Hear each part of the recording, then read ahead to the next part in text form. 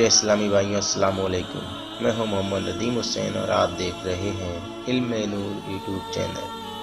Video شروع کرنے سے پہلے آپ سے گزارش ہے کہ ویڈیو کو مکمل دیکھیں، اور اگر آپ میرے چینل پر نئے ہیں تو چینل کو ابھی سبسکرائب کریں، ساتھ میں بنے بیل آئیکن کو بھی دبائیں تاکہ آپ کو ہماری آنے والی تازہ ترین ویڈیو کی معلومات وقت پر مل سکے۔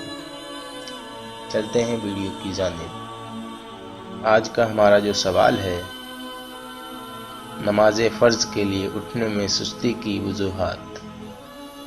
اس کا جواب ہے، نماز فرض کے لیے بیدار ہونے میں سستی کی ایک وجہ رات میں سیر ہو کر کھانا کھانا بھی ہے، کیونکہ ہٹ کر کھانے سے نیند گہری آتی ہے، لہذا کھانا کم کھائیں۔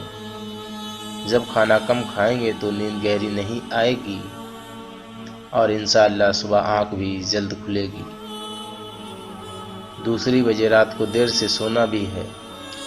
اگر آپ رات دیر تک گھومتے پھرتے رہیں گے یا رات میں نعت خوانی کے نام پر 2 بجے تک بیٹھے رہیں گے، پھر 3 یا 4 بجے تک سوئیں گے تو بھلا فجر میں آنکھ کیسے کھلے گی؟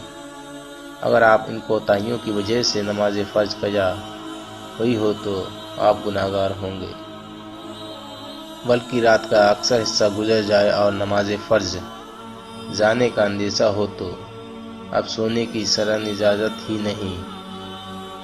وقت پر بیدار ہونے کے لیے سوتے وقت اپنے سرانے الارم والی گھڑی رکھ لیجیے جس سے آنکھ کھل جائے، مگر ایک گھڑی پر بھروسہ نہ کیجیے۔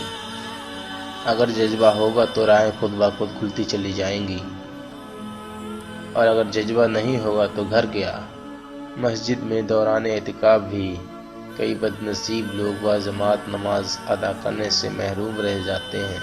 اللہ تعالی ہمیں عمل بنائے اور 5 نمازیں مسجد کی پہلی صف میں تکبیر علماء کے ساتھ باجماعت ادا کرنے کی توفیق عطا فرمائے۔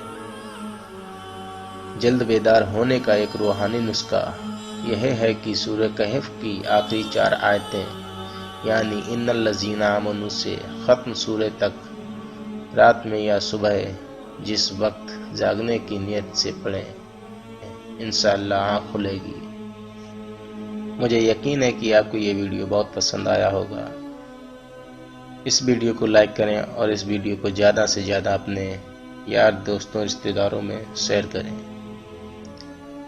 تب تک کہ آپ اپنا بہت سارا خیال رکھیں۔ ملتے ہیں اگلے ویڈیو میں انشاءاللہ۔ اللہ حافظ۔